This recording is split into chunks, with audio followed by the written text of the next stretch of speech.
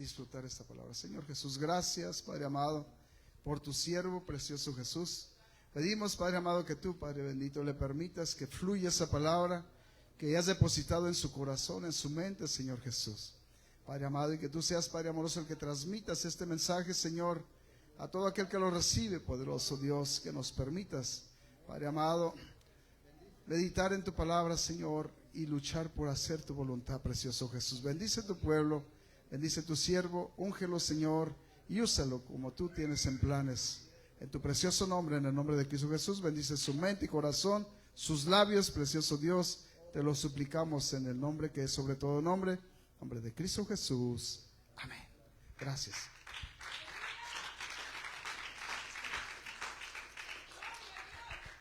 Gloria a Dios. Padre Cristo, hermanos, amén.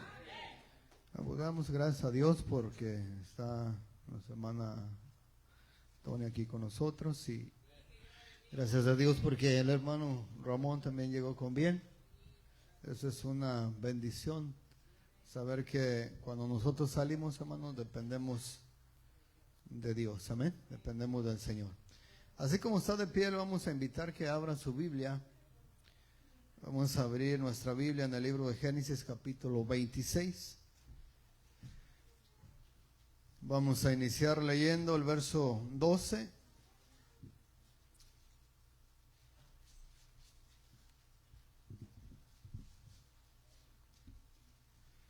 Génesis capítulo 26, versículo 12.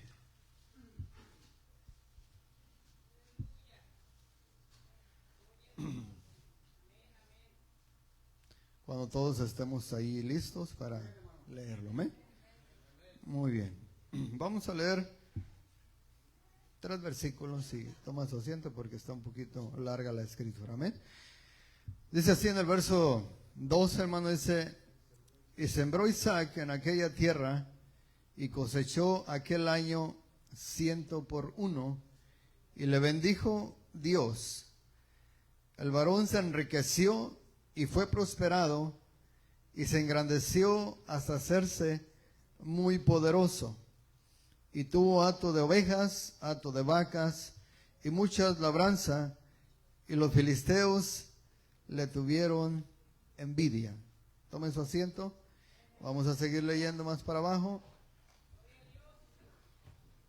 Y en el verso 15, la escritura dice así: y si todos los pozos que habían abierto los criados de Abraham, su padre, en sus días, los filisteos los habían cegado, o los habían tapado y llenado de tierra. El verso 16 dice: entonces dijo Abimelech a Isaac: apártate de nosotros, porque mucho más poderoso que nosotros te has hecho. E Isaac se fue de ahí y acampó en el valle de Gerar y habitó allí. Y volvió a abrir Isaac los pozos de agua que había abierto en los días de Abraham su padre, que los filisteos habían cegado después de la muerte de Abraham. Y los llamó por los nombres que su padre los había llamado. En el verso 19 dice: pero cuando los siervos de Isaac cavaron en el valle y hallaron allí un pozo de aguas vivas, los pastores de Gerar riñeron contra los pastores de Isaac, diciendo: el agua es nuestra. Por eso llamó el nombre de el pozo Esek, o que significa contención, porque habían altercado con él. Y en el verso 21 dice: y abrieron otro pozo y también riñeron sobre él, y llamó su nombre Sidna, que significa enemistad. Y se apartó de allí y abrió otro pozo, y no riñeron sobre él, y llamó su nombre Rehobot. Y significado de esta palabra es lugares amplios o espaciosos. Y dijo: porque el Señor ahora nos ha prosperado y fructificaremos en la tierra. Amén. Hasta ahí nada más vamos a leer. Ahora le voy a decir, hermano, cuál es el nombre del tema que vamos a llevar en este día. Y el nombre del tema que vamos a llevar en este día es aguas de reposo que sacían el alma. Una vez más, aguas de reposo que sacían el alma. ¿Ok? En el libro de los Salmos, capítulo 23, el salmista David, hermano, él deja este salmo plasmado en la palabra de Dios, dando testimonio a Dios de que David era una persona que confiaba fielmente en el Señor. Era un varón que era temeroso de Dios, que sabía buscar la presencia de Dios. Entonces en el Salmo 23, el salmista dice, el Señor es mi pastor. Y hace notorio, hermano, la confianza que él tenía en su Dios. No nomás dice, el Señor es mi pastor, sabiendo que él era una oveja que estaba en las manos del pastor, que es Jesús. Entonces, para terminar el versículo 1 dice, nada me faltará. Cuando yo y usted, hermano, miramos que David dice, el Señor es mi pastor y nada me faltará, estamos hablando de una persona que tenía una fe grande, una fe que era agradable delante de los ojos de Dios. Entonces, no sé si usted en algún momento haya pasado por esa etapa donde usted haya puesto toda su confianza en Dios y decir, bueno, ahorita en este tiempo no tengo trabajo, no tengo dinero, estoy pasando por un momento difícil, pero le sirvo a un Dios que todo lo tiene y todo lo puede. Que Él en este momento me podía enriquecer económicamente hablando, podía darme muchas riquezas, pero si no lo hace es porque Él sabe cuál es mi necesidad y Él sabe cuál es lo que me conviene o qué es lo mejor que me conviene a mí. Entonces, el salmista sabía, hermano, y él sabía que estando en las manos de Dios, nada le iba a faltar. Y en el verso 2, el salmista dice, en lugares de delicados pastos me hará descansar. Y luego dice, junto a aguas de reposo me pastoreará. Junto a aguas de reposo me pastoreará. Confortará mi alma, me guiará por sendas de justicia, por amor de su nombre. Si usted alcanza a mirar, hermano, en el verso 2, allí habla y dice, junto a aguas de reposo me pastoreará. Y el salmista, hermano, cuando escribe este salmo, él fue un pastor y David sabía perfectamente a los peligros que se enfrentaba un pastor y sabía perfectamente los pastos que le agradaban a su rebaño. Él sabía dónde llevar a pastar a su rebaño, él sabía dónde llevar a sus ovejas a tomar agua o a beber agua. Entonces, él sabía, como pastor, sabía lo que el rebaño que él tenía, las ovejas, él sabía dónde sus ovejas se sentían cómodas y dónde sus ovejas se inquietaban por algún peligro que los rodeaba. Entonces, por eso el salmista dice que el Señor es su pastor y nada le iba a faltar. El Señor lo iba a llevar en lugares de delicados pastos, Él lo iba a hacer descansar y junto a aguas de reposo lo iba a pastorear. Si usted y yo alcanzamos a meditar un poquito, alcanzamos a entender, hermano, lo que el salmista nos quiere decir a nosotros, es que estando en las manos de Dios, hermano, nosotros estamos en las mejores manos. El Señor conoce que somos sus ovejas. Él sabe que necesitamos alimento, que necesitamos esa agua que nosotros necesitamos beber para nuestra alma, y Él nos va a saciar. o Él nos quiere saciar. Él nos quiere dar esa agua que usted y yo necesitamos. Ahora, el salmista sabía que las ovejas, hermano, las ovejas son unos animales muy diferentes a otros animales, en este caso a los cabritos. Los cabritos, ellos no son temerosos, ellos suben a los árboles, brincan y hacen muchas cosas que una oveja, yo creo que ni por la mente le pasa hacer lo que hace un cabrito. Entonces, el salmista sabía que las ovejas, hermano, tienen un carácter diferente o una manera de comportarse diferente a un cabrito. Y él sabía que a las ovejas, a su rebaño, no las podía llevar a aguas turbulentas, aguas donde hubiera mucho ruido, donde hubiera un río creciente, donde había un río fuerte, porque las aguas turbulentas a las ovejas las espantan. Por eso dice el salmista, junto a aguas de reposo me pastoreará.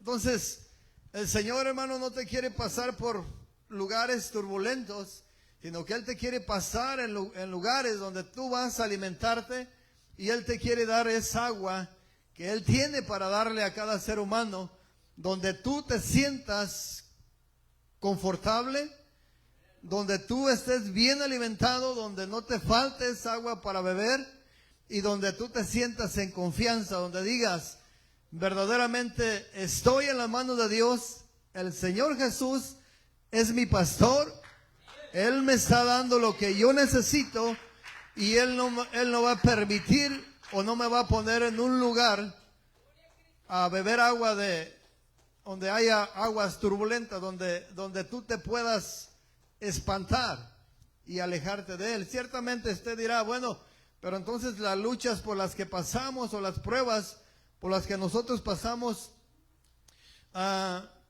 no vienen de parte de Dios. Pues la palabra de Dios dice que Él no va a permitir una prueba que usted y yo no podamos soportar. Entonces las pruebas, hermano, que vienen a nuestra vida, muchas de las veces Dios las permite que lleguen a nuestra vida, y muchas de las veces usted y yo propiciamos esas pruebas. Y ese tipo de pruebas que pasamos en veces que estamos fríos delante de la presencia de Dios, pues es porque usted y yo nos descuidamos, porque no oramos, porque no buscamos la presencia de Dios. Entonces nosotros provocamos ese enfriamiento en nuestra vida espiritual. Entonces hay cosas que usted y yo tenemos que aprender, hermano, que Dios ni las pone ni las permite, sino que nosotros las provocamos. Pero aún en medio de esa situación, Dios ha estado dispuesto, hermano, a ayudarnos, aunque nosotros hemos cometido muchos errores, aunque nosotros le hemos fallado a nuestro Dios. Entonces aquí en el libro de Génesis que leímos, hermano, el libro de Génesis nos hace saber que Isaac era un hombre que era temeroso delante de Dios, que era un hombre que conocía el testimonio de su padre Abraham, y sabía Isaac que Dios había prosperado a su padre Abraham, y que Dios había estado hasta el último momento con su padre, y que Dios lo había bendecido grandemente, y que todo lo que fue su padre en esta tierra, lo que tuvo su padre fue por la gracia de Dios, porque Dios lo bendijo. Entonces Isaac tuvo que mirar, hermano, que Abraham, su padre, fue un hombre de fe, y tan grande fue ese testimonio que Isaac fue parte del instrumento que Dios usó para que Abraham supiera en sí mismo que la fe que en él había era una fe genuina y era una fe grande, porque Abraham estuvo a punto de sacrificar a su propio hijo. Entonces prácticamente, hermano, Isaac vivió esa experiencia donde Isaac tuvo que ir y estar acostado en un altar y estar a punto de que su mismo padre lo degollara para entregarlo como un sacrificio a Dios. Él miró Él pudo mirar, hermano, él pudo palpar la fe de su padre y saber que todos los días de su padre aquí en esta tierra, él los caminó creyendo en Dios fielmente. Entonces, no está de más, hermano, saber que nosotros podemos dejar un buen legado en nuestros hijos. Podemos mostrarle a nuestros hijos que nosotros podemos caminar por fe. Es más, creyéndole la palabra, hermano, nosotros debemos caminar por fe. Entonces, cuando usted, hermano, como padre o como madre camina por fe, no dependiendo de lo que usted tiene a su alrededor para servirle a Dios, sino que en cualquier circunstancia usted está dispuesto a servirle a Dios, sus hijos están mirando su servicio a Dios y dice, bueno, mi papá o mi mamá ahorita en este momento no tienen trabajo, estamos aún batallando para llevar un plato de comida a nuestra mesa, pero yo he mirado que mi padre y mi madre no han desmayado y siguen creyendo en ese Dios del cual ellos me predican. En ese Dios del cual ellos me hablan y me dicen que Dios es fiel. Entonces, eso, hermano, es algo que usted y yo como padres tenemos que transmitirlo. No importa el momento que estemos viviendo, pero nuestros hijos tienen que mirar que siempre nuestra confianza está en Dios. Que si nos va bien, gloria a Dios, en algunas horas ellos tienen que escuchar que de nuestros labios sale una alabanza para Dios. ¿Y qué es la recompensa? ¿Cuál fue la recompensa de haber tenido esa fe genuina nuestro padre Abraham hacia Dios? La recompensa es que Dios lo prosperó en grande manera. No nomás en su vida espiritual, hermano, sino a nivel terrenal. Abraham fue un hombre muy rico en esta tierra. Pero la herencia más grande que le pudo dejar Abraham a Isaac fue esa fe genuina con la cual él caminó durante todos los años que le sirvió a Dios. Y aquí miramos una etapa donde empieza a hablar la palabra de Dios y dice que el hijo de Abraham, Isaac, también se hizo poderoso, se hizo rico, se hizo millonario. Y donde quiera que él ponía su mano, donde quiera que él escarbaba para hacer un pozo, salía agua. Y dice la palabra que los filisteos empezaron a tener envidia de Isaac porque Dios lo estaba prosperando grandemente. Y se estaba haciendo poderoso entre ellos y estaba adquiriendo mucha riqueza. Entonces la envidia, hermano, siempre va a estar cuando Dios te está levantando, cuando Dios te está prosperando, ya sea a nivel espiritual o a nivel material también. No falta por ahí que alguien de los hermanos le permita el Señor o le conceda el privilegio de tener un hogar propio, y no falta por ahí alguno del hermano que diga cómo le hizo para comprar esa casa, cómo le hizo para tener ese negocio, cómo le hizo. Vienen las preguntas de cómo le hizo, pero en ocasiones, hermano, no miramos la fidelidad de un siervo hacia Dios. O sea que la palabra de Dios, hermano, dice, buscad primeramente el reino de Dios y su justicia, y las demás cosas vendrán por añadidura. Dios sabe que tú necesitas también un trabajo, necesitas tener alimento en tu casa, necesitas ropa, necesitas vestido, necesitas zapatos, pero Él está pidiéndote y dice, busca primeramente el reino de Dios y su justicia. Espérate, ¿te hace falta un hogar para vivir? Busca primeramente el reino de Dios. Dios sabe que necesitas un hogar para vivir. Y a su tiempo Dios va a poner los medios, no quizás para que no compres una casa propia, para que la rentes, pero para que tengas un techo donde dormir. Y si no te sientes bendecido con eso, pues dime, aquellas personas que están viviendo ahorita en la calle sin hogar, la condición en la que están ellos. Yo y usted, hermano, estamos bendecidos, estamos millonarios porque no nos hace falta nada y tenemos lo más importante, hermano, que es a Dios. Entonces cuando miramos, hermano, que Isaac abre un pozo, y los envidiosos van y cierran ese pozo.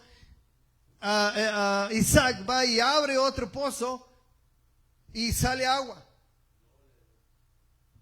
O sea que Dios lo estaba prosperando en todo lo que él hacía. ¿Por qué? Porque él aprendió algo, hermano, muy importante: a depender de Dios, a servirle a Dios y amar a Dios. Y dice la palabra que Dios lo estaba prosperando y lo estaba haciendo un hombre poderoso. Pero si usted se fija, hay algo muy importante en un verso. Vaya ahí el verso que lo voy a compartir. En el verso 19 ahí del libro que leímos de Génesis 26, 19. Mire ese verso, hermano. Ese verso tiene mucha bendición para usted y para mí. Dice: pero cuando los siervos de Isaac cavaron en el valle, hallaron allí un pozo de aguas vivas. Entonces, la pregunta es, hermano, cuando alguien escarba un pozo y sale agua en ese pozo, o sea, no todas las aguas que salen de la tierra Dios las considera como aguas vivas.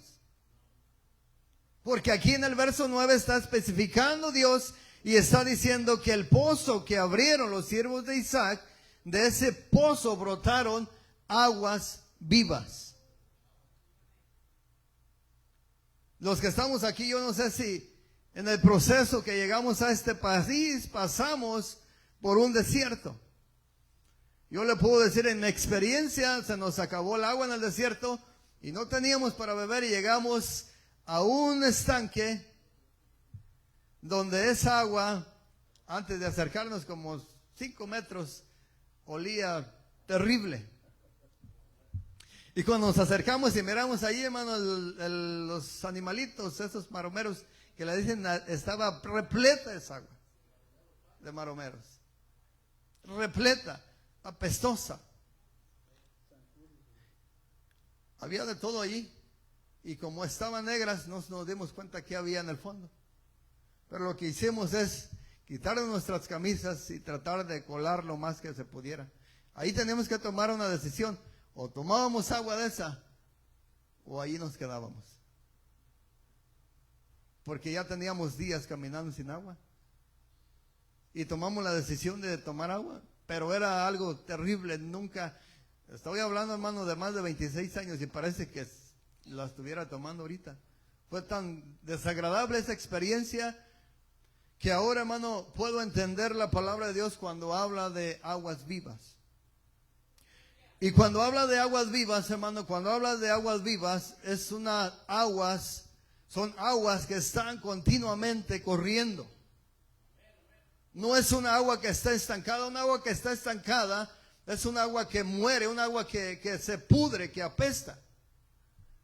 Y cuando la palabra de Dios habla de aguas vivas, o está hablando de este pozo donde los siervos de Isaac encontraron aguas vivas, está hablando de aguas que iban por debajo de la tierra, pero había una fluidez, corrían las aguas. Entonces, cuando nosotros miramos, hermano, en una fuente o en un lugar donde brotan aguas, donde sale agua de la tierra, usted mira que esas aguas están saliendo, pero no es la misma agua. O sea, esa agua está fluyendo debajo de la tierra y esas aguas están vivas. ¿Por qué? Porque esa agua está limpiándose. O sea, el agua que sale es limpia.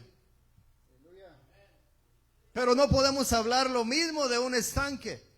Aunque usted ponga una agua ahí y usted llene esa agua con ese estanque con agua purificada, en el tiempo venidero esa agua se va a podrir. Y esa agua no es viva. Y la agua viva de la cual está hablando el Señor es una agua que fluye. Un agua que corre, no es un agua que se estanca, un agua que se queda allí. Espero que usted trate de entender, hermano, alcance a entender de lo que vamos a hablar.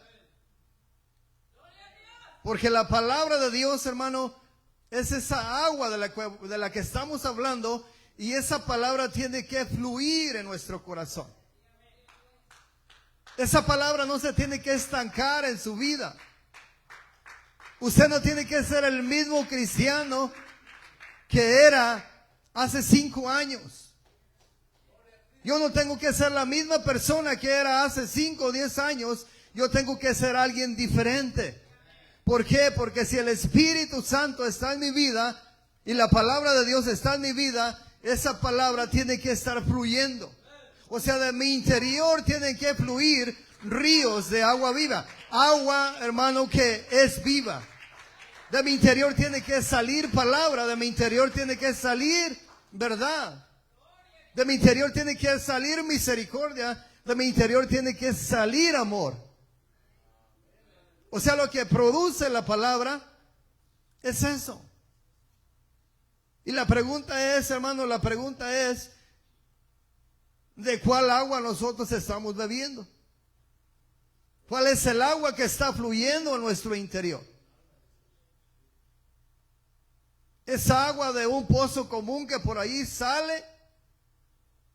¿O es agua de la cual está hablando la palabra de Dios en el verso 19? Está dando, o nos está haciendo referencia, hermano, de que este pozo, el agua que fluía y el agua que pasaba por ahí, dice que era agua viva. No era cualquier agua. ¿Y sabe qué es lo que da el Señor, hermano, cuando usted y yo caminamos fielmente delante de su presencia? Él nos va a dar agua. De nuestro interior van a fluir ríos de agua viva. Y cuando usted va a un río, hermano, y mira, cuando corre el agua por un río, usted mira y dice, bueno, ¿de dónde viene tanta agua? Pasa agua, pero el agua que tú miraste ahí, en un segundo ya no es la misma, viene otra agua nueva, otra agua limpia. Y cuando hay un río corriendo, cuando está corriendo el agua, la misma agua, hermano, va limpiando. Por eso miramos los ríos cristalinos, podemos mirar incluso hasta las piedras que hay abajo. Porque esa agua está viva. Porque esa agua está limpia. Porque esa agua está fluyendo. Y eso es lo que Dios, hermano, está queriendo hacer con usted y conmigo. Él quiere, hermano, que la palabra de Dios fluya a nosotros. Él no quiere que nos estanquemos. Él no quiere que saquemos el ancla del barco y la aventemos al lago y allí nos quedemos dando vueltas. ¿O acaso usted no ha mirado por allí a alguien que ancla un barco? Se hacen olas, se mueve el agua, pero el barco no avanza, el barco nada más está dando vueltas alrededor porque está anclado. Y cuando nosotros, hermanos, nosotros como hijos de Dios, no fluye la palabra, nosotros estamos estancados. Algo se está pudriendo dentro de nosotros. Y ese no es el plan de Dios. El plan de Dios es que de usted y de mí, hermano, en usted y de mí fluyan esos ríos de agua viva, porque la palabra de Dios, hermano, es la que está limpiando nuestra alma cada día. Cada día nuestra alma está siendo limpiada. Pero eso es si usted permite que la palabra de Dios lo limpie. La pregunta es, hermano, ¿cuántas veces hemos escuchado un mensaje que nos quiere limpiar? Un mensaje que nos quiere preparar.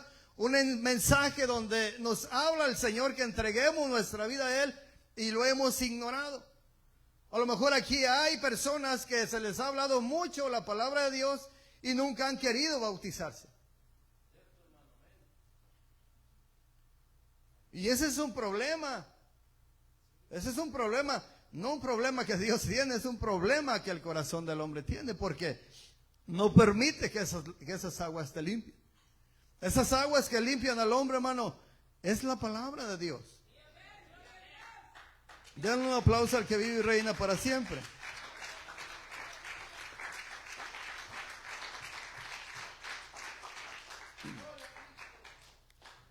En un sentido literal aquí en la tierra, hermano, yo creo que usted en algún momento ha pasado por alguna deshidratación.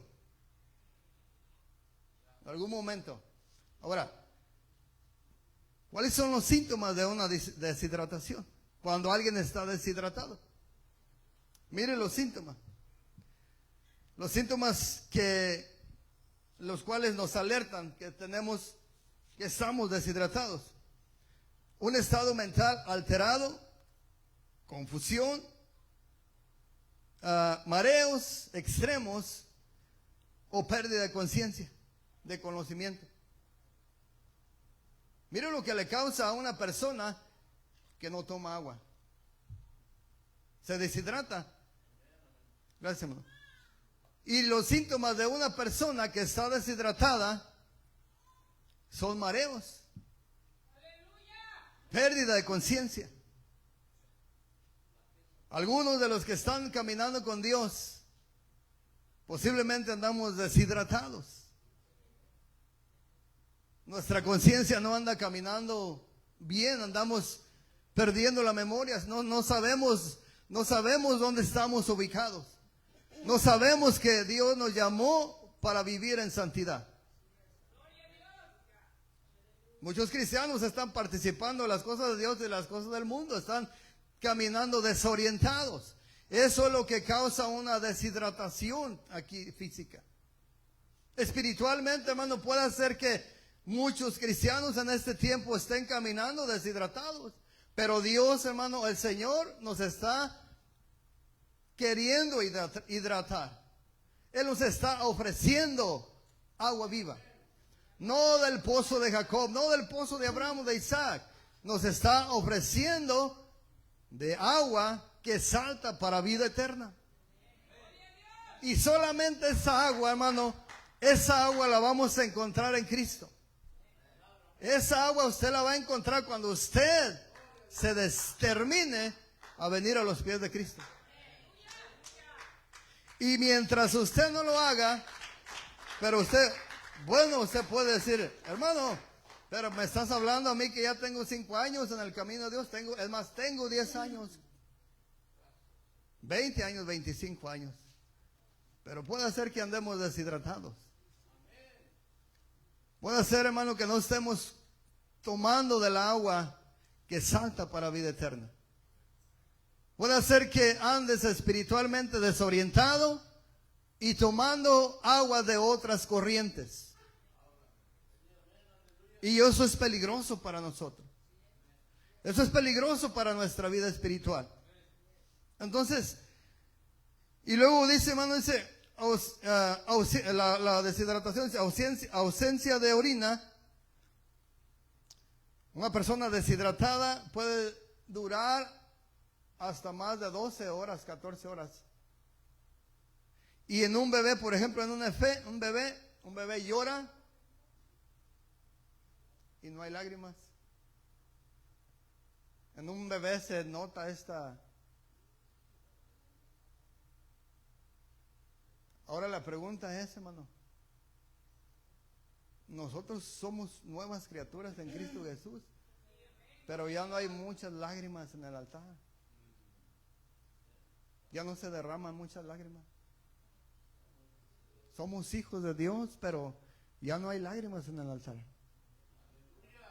Ya no vemos personas que sepan clamar a Dios. Yo les decía, hermano, cuando comenzó esta obra, a las 5 de la mañana se oía un clamor, a las 5 de la mañana en la oración los sábados. Y en verdad buscábamos a Dios, hermano, en verdad clamábamos a Dios y había lágrimas de arrepentimiento, había lágrimas de agradecimiento, hermano, amor por las cosas del Señor. Ahora, hermano, los que venimos aquí, batallamos, puede ser, hermano, que estemos como ese bebé deshidratado, que ya no haya lágrimas. Ya no hay lágrimas en nuestros ojos. A tal grado, hermano, de que hay muchos hermanos que la oración la tienen en nada. ¿Se imagina de qué aguas estamos bebiendo? ¿Cuáles son las corrientes, hermano, que nos sacían nuestra sed? El mundo te va a saciar por algún momento, por algún tiempo, porque el mundo te quiere entretener, pero esas aguas, el Señor le dijo a la samaritana que él tenía un agua y que si ella bebía de esa agua no iba a tener sed jamás. Pero esa agua, hermano, nosotros tenemos que estarla bebiendo todo el tiempo. Abra el libro de Juan, vaya al libro de Juan capítulo 1, capítulo 4, perdón. Mire lo que dice allí la palabra del Señor en el libro de Juan capítulo 4, versículo 1. Juan capítulo 4, versículo 1. ¿Ya lo tiene? Dice la palabra, dice cuando pues el Señor entendió que los fariseos habían oído decir, Jesús hace y bautiza más discípulos que Juan, aunque Jesús no bautizaba sino sus discípulos, salió de Judea y se fue otra vez a Galilea, y le era necesario pasar por Samaria. Vino pues a una ciudad de Samaria, llamada Sicar, junto a la heredad de Jacob. Jacob dio a su hijo José. Y estaba allí el pozo de Jacob. Entonces Jesús, cansado del camino, se sentó así junto al pozo. Era como la hora sexta. Y en el verso 7 dice, vino una mujer de Samaria a sacar agua, y Jesús le dijo, dame de beber. Pues sus discípulos habían ido a la ciudad a comprar qué comer. La mujer samaritana le dijo, le pregunta, le dice, ¿cómo tú siendo judío me pides a mí de beber, que soy mujer samaritana? Porque los judíos y los samaritanos no se tratan entre sí. Ok, le voy a dar un poquito de historia. Los judíos y los samaritanos, hermano, dice la palabra que ellos no se trataban entre sí, y lo hace mirar la mujer samaritana. Eso se lo hace saber a Jesús. Pero nosotros vamos a poder mirar el plan redentor que traía Jesús sin hacer acepción de personas. Pero ya había ese concepto de división entre judíos y samaritanos. Pero la historia, hermano, dice que los samaritanos también eran judíos. Nada más que eran judíos mezclados. Y nosotros entendemos en la palabra de Dios que Dios les había dicho al pueblo de Israel que no se mixtearan o no se casaran con mujeres de otros pueblos. Y en la dispersión que hubo con el rey de Asiria los llevó cautivos, y dice la historia que los judíos del norte se metieron o se casaron con mujeres paganas. Pero los hijos que nacieron o la descendencia que ellos dejaron,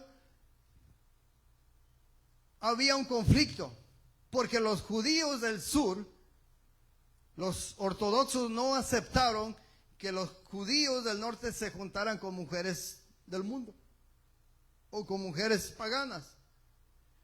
Pero había raíces judías o había sangre judía en los samaritanos, pero también había un pleito entre ellos.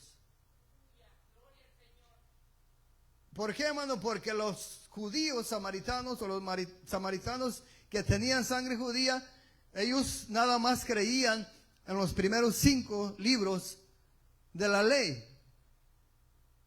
Los primeros 5 libros que nosotros conocemos. Ellos no creían en los profetas. Ellos no creían en nada más que en los 5 libros.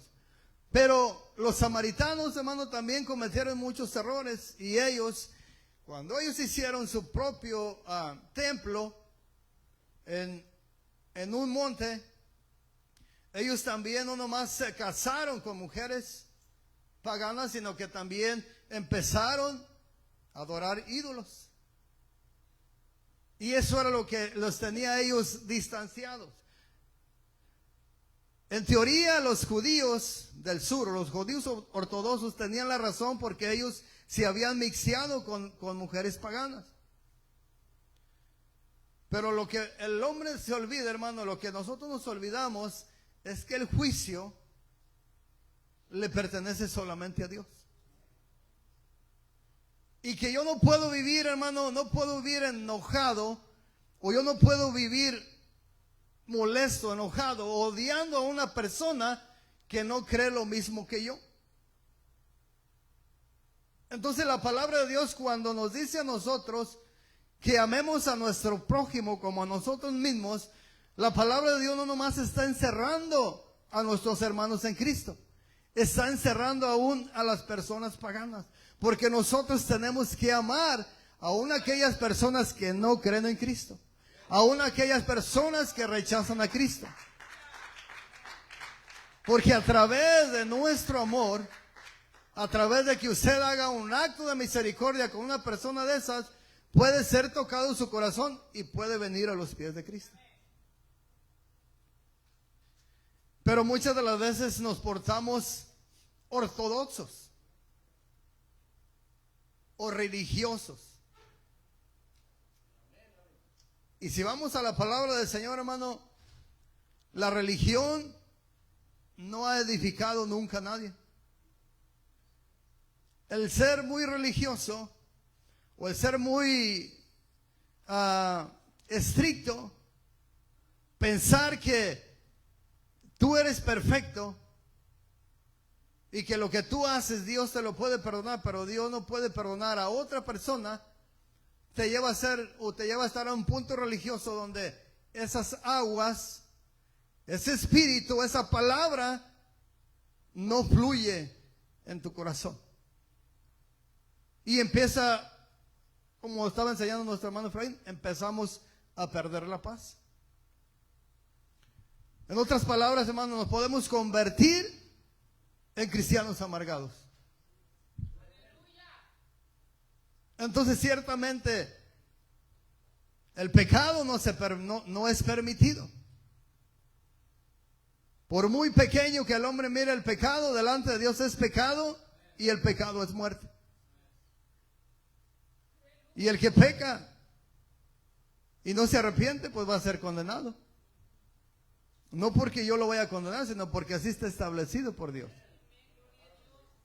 Pero hay cosas, hermano, que usted y yo podemos hacer y hay cosas que solamente a Dios le pertenecen. Volvemos al punto. El punto era que la conversación de Jesús con la samaritana, el Señor le pide primero a ella de beber. Y lo primero que sale de la samaritana hacia Jesús dice: ¿cómo tú, siendo judío, me pides a mí de beber? Pero el Señor no venía o no traía un plan de conflicto, no traía un plan de enfrentamiento para decirle a la samaritana que ella venía de una descendencia que se había contaminado. Él traía un plan redentor.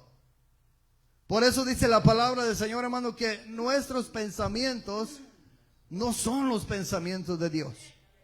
Y en veces nosotros actuamos muy diferente a como Dios actuaría en ciertas situaciones. Y la palabra de Dios dice que el pecado se tiene que corregir. Y no más se tiene que corregir, hermano, el pecado se tiene que castigar. Está establecido por Dios, pero el pecado, el único que puede castigar el pecado, el único que puede condenar al pecador, es Cristo. Él es el juez.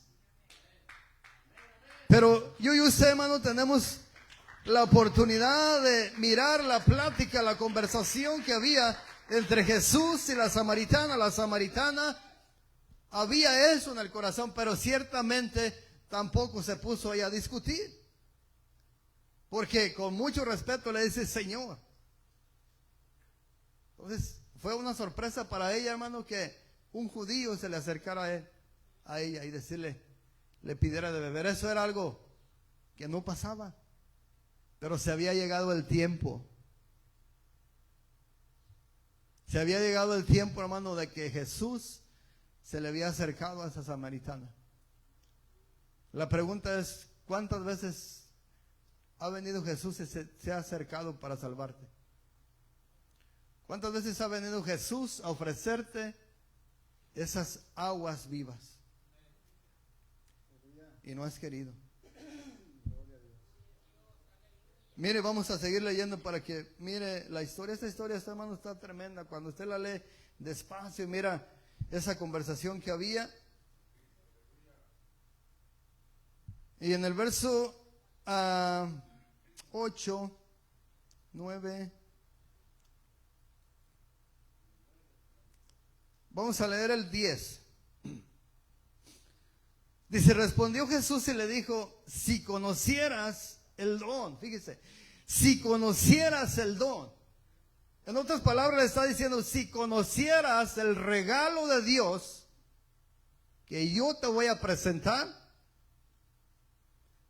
Pero aquí dice, si conocieras el don de Dios y quién es el que te dice, dame de beber, tú le pedirías y él te daría agua viva.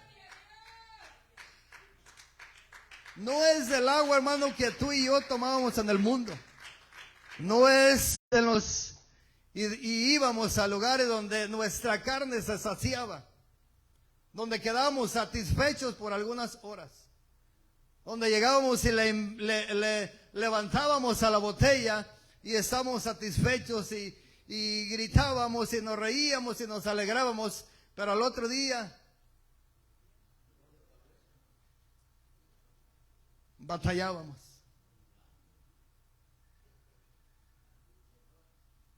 El vino trae agua,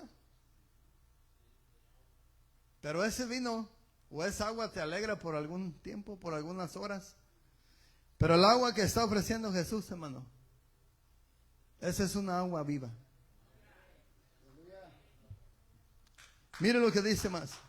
En el verso 12 dice, la samaritana le pregunta al Señor, le dice, ¿acaso eres tú mayor que nuestro padre Jacob?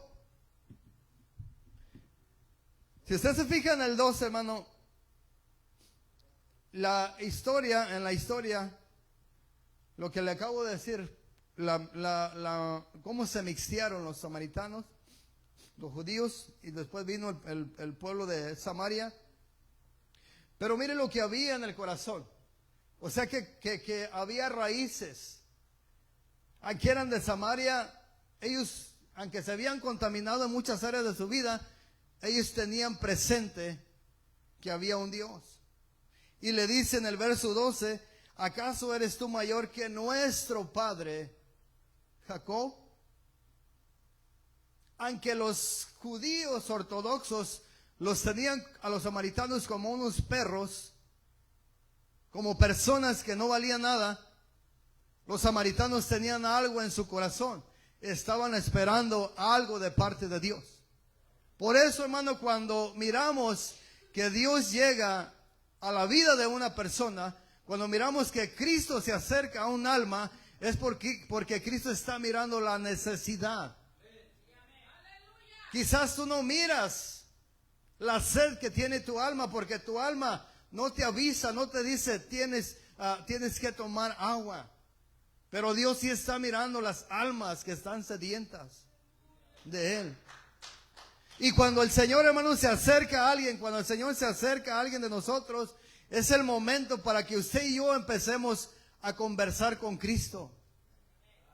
A darle la oportunidad de que Él, hermano, se acerque a nosotros y que nos enseñe cuál es su plan que trae con usted y conmigo. Y aquí miramos que la samaritana, hermano, no peleó con él, pero tampoco Cristo peleó con él. Aunque creían en cosas diferentes, pero no hubo un altercado allí como muchas de las veces nosotros andamos ahí peleando con otras personas. Si alguien, hermano, no cree igual que tú, déjalo. Porque si tú te pones a pelear con esa persona, el testimonio que tú estás dejando de aquella persona es terrible. Y no es de un hijo de Dios pelear con la palabra. La palabra de Dios es para corregir, para instruir, no para pelear. Hay mucha gente que pelea con la palabra de Dios, pero espero que usted y yo, hermano, no seamos uno de ellos. Amén. Entonces, mire, en el verso 13, respondió Jesús y le dijo: cualquiera que bebiere de esta agua volverá a tener sed. Mas el que bebiere del agua que yo le daré no tendrá sed jamás, sino que el agua que yo le daré será en él una fuente de agua que salte para vida eterna. Entonces, cuando nosotros miramos, hermano, mire, cuando nosotros miramos que empieza a salir agua de la tierra, cuando nosotros miramos que empieza a salir agua de la tierra, nosotros miramos que empieza a brotar esa agua. Pero esa agua que empieza a salir de la tierra es agua viva, agua que está corriendo. Una agua muerta, una agua estancada no fluye. Una agua viva fluye. Y aunque salga de la tierra, hermano, esa agua es cristalina. Entonces, el Señor le está diciendo a la samaritana: el que bebiere de esta agua no volverá a tener sed jamás. Entonces dice que de nosotros va a brotar. Como los manantiales, cuando usted mira un manantial que brota, así tiene que ser el cristiano, el Hijo de Dios, hermano. Tiene que, de su interior, tiene que andar brotando. Tiene que salir palabra de Dios, tiene que salir bendición del Hijo de Dios. El Hijo de Dios, hermano, no tiene que ser contencioso. El Hijo de Dios no tiene que ser peleonero. El Hijo de Dios no tiene que ser rencoroso. Del Hijo de Dios tiene que brotar misericordia. Del Hijo de Dios tiene que brotar perdón. Del Hijo de Dios, hermano, tiene que brotar amor. ¿Por qué, hermano? Porque si tú tienes el Espíritu Santo de Dios, la palabra de Dios, en el libro de Gálatas capítulo 5, en el verso 22 dice la palabra que el fruto del Espíritu es amor. Y la pregunta es, hermano, si tú y yo somos de esas personas cristianas amargadas, que nos la pasamos peleando, criticando, juzgando y condenando a la gente, la pregunta es: ¿de qué agua estás bebiendo? ¿De qué agua estamos bebiendo? Cuando el Señor nos está diciendo: el que bebiere de esta agua no volverá a tener sed jamás. O sea, hermano, cuando tú bebes del agua, cuando tú eres lleno del Espíritu Santo, estás lleno de la palabra de Dios, no hay un motivo para que tú te alejes de Dios. No debe de haber un motivo para que tú te enfades venir a la iglesia y alabar a Dios. No hay un motivo por el cual tú no puedas amar a cada uno de tus hermanos. Pero aquí está el problema, hermano. Si esas aguas vivas no fluyen dentro de nosotros, de alguna corriente estamos bebiendo. Y puede ser esas corrientes, hermano, de aguas muertas que están pudriendo nuestro corazón, que están pudriendo nuestra alma, que estamos sentados en una banca y venimos y alzamos nuestra mano, pero no hay libertad, no hay sinceridad en nuestro corazón. No hay un deseo genuino, hermano, de hacer las cosas para Dios. Y eso es lo que Dios, hermano, está tratando de hablar aquí con la samaritana y decirle que Él tiene algo eterno para ella. En el verso 15 dice: la mujer le dijo: Señor, dame de esa agua, para que no tenga yo sed, ni venga aquí a sacarla. Entonces, si usted mira, la samaritana estaba en el mismo punto de Nicodemo cuando el Señor habló con Nicodemo. Ella sabía que el Señor traía algo bueno, pero no alcanzaba a entender qué tan bueno era. Porque ella dijo, si tú me das de esta agua, yo ya no vuelvo a venir a este pozo. No, ella iba a beber del agua que le estaba dando Jesús, pero tenía que volver al pozo a sacar. Porque el agua, hermano, que el Señor da es para nuestra alma. Vamos a seguir tomando agua para nuestro cuerpo hasta que el Señor nos quite el hálito de vida. Y Dios va a proveer para nuestro cuerpo. Pero se imagina, hermano, que usted tenga ahorita en su casa una paleta de agua. No de hielo, una pala con muchas cajas de agua. Y usted diga, tengo agua para 2, 3 meses. Pero que su alma esté seca. Que en su corazón no fluyan esas aguas vivas. Que no haya esa libertad para adorar a Dios, hermano. Que usted y yo seamos de esos cristianos, hermano, que estamos ocupando un lugar en la iglesia, pero que no seamos felices. Que no disfrutamos lo que hacemos para Dios. Amén.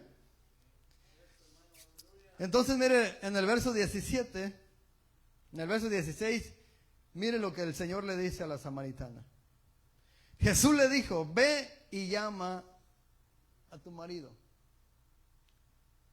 y ven acá. Respondió la mujer y le dijo, no tengo marido. Oyes, ¿por qué, hermano? Porque el Señor dio órdenes y la palabra de Dios dice que el Señor es un Dios de orden. Si una mujer y un hombre están viviendo y están teniendo relaciones íntimas, ni la mujer es esposa del marido, ni el marido es esposa de la mujer. Pero mire lo que dice la mujer.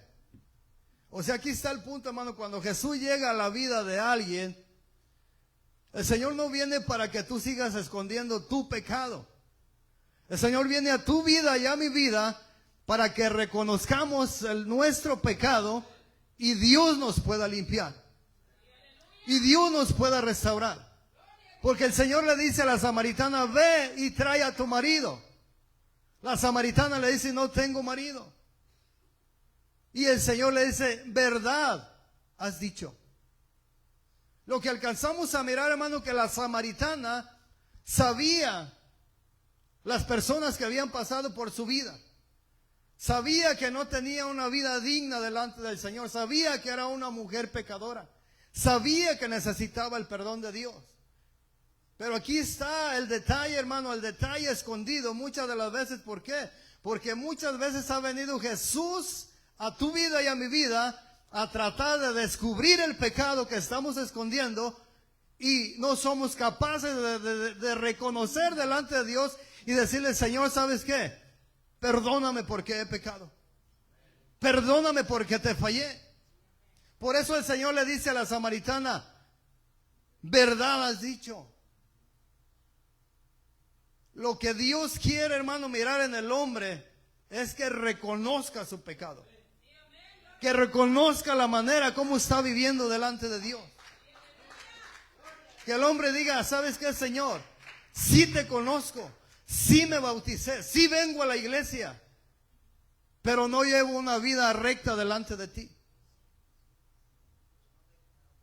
El pastor no conoce mi vida, ninguno de mis hermanos conoce la vida que yo llevo en mi casa, pero tú sí la conoces. Tú y yo sabemos. Es más, mi conciencia no me deja tranquilo porque yo sé que delante de tus ojos no estoy haciendo las cosas bien. La mujer samaritana, hermano, bien podida había dicho, ¿sabes qué? Espérame aquí y ahorita voy y lo traigo. Dijo ella, no tengo marido, porque ella reconocía la vida que llevaba. El Señor, hermano, le dijo, bien has dicho, no tengo marido, porque 5 maridos has tenido y el que ahora tienes no es tu marido. No sé cuál sea el pecado que tú y yo estemos escondiendo delante de Dios, pero mientras tú y yo escondamos el pecado, esas aguas van a estar estancadas. El Espíritu Santo, hermano, no va a hacer el trabajo que quiere hacer. La palabra de Dios no va a hacer el trabajo que quiere hacer. El libro de los Proverbios, capítulo 28, verso 13, dice: el que encubre su pecado no prosperará, pero el que lo confiesa y se aparta de él alcanzará misericordia. Y aquí miramos cómo se cumple ese proverbio en la mujer samaritana. Ella reconoció que era una mujer, hermano, pecadora. Reconoció que 5 varones habían pasado por su vida y el que estaba con ella no era su marido. Entonces, no miramos tampoco que el Señor la condenó. Lo que estamos mirando aquí, hermano, es que ella reconoció su pecado. La pregunta: ¿qué halló la mujer samaritana, hermano, de parte de Jesús? Obviamente no está escrito, pero como estaba en la ley, hermano, de Moisés, el Señor le habría dicho: ¿sabes qué? Te voy a perdonar, pero arregla tu vida. Ese que tienes ahorita no es tu marido, pero que sea la última persona en tu vida y cásate bien con él. Haz las cosas bien. Por eso el Señor, hermano, cuando Él perdonaba los pecados de las personas, Él los perdonaba y les decía: vete, pero no peques más. La mujer samaritana, hermano, tuvo que hacer cambios grandes en su vida. Yo no sé si usted y yo estemos dispuestos a hacer cambios en nuestra vida. Lo primero que usted y yo tenemos que hacer, hermano, es reconocer nuestro pecado delante de Dios. Si queremos que esos ríos, hermano, fluyan, nos faltó leer una cita que está en el libro de Juan, capítulo 7, verso 38. El Señor está hablando allí, y ¿sabe qué, hermano? Por último, para que el tema quede sellado, se lo voy a leer, porque es de alta importancia. Y ahí terminamos. El libro de Juan, capítulo 7, verso 37, dice: en el último y gran día de la fiesta, Jesús se puso en pie y alzó la voz diciendo: si alguno tiene sed, venga a mí y beba. Vamos a mirar cuál es esa agua. El que cree en mí, como dice la Escritura, de su interior correrán ríos de agua viva. Y mire lo que dice el 39. Esto dijo del Espíritu que habían de recibir los que creyesen en Él, pues no había venido el Espíritu Santo, porque Jesús no había sido aún glorificado. Entonces, aquí usted y yo nos podemos dar cuenta, hermano, que esas aguas vivas que el Señor quiere que fluyan, que corran en nuestro interior, lo único que puede dar que fluyan esas aguas es el Espíritu Santo y la palabra de Dios. ¿Cómo andamos allí, hermano? Usted sabe su vida y solamente usted y Dios la sabe. El Señor sabe mi vida, yo también la sé. Pero si hay algo que tenga que arreglar, hermano, en su vida, hoy en este día, hermano, el Señor le está diciendo a cada uno de nosotros: si andamos por allí deshidratados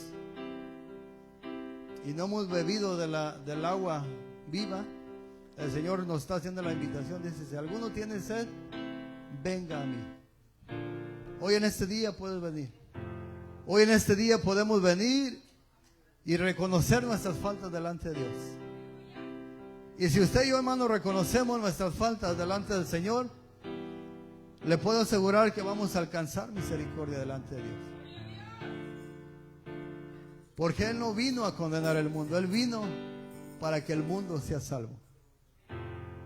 Pero usted y yo decidimos de qué lado está.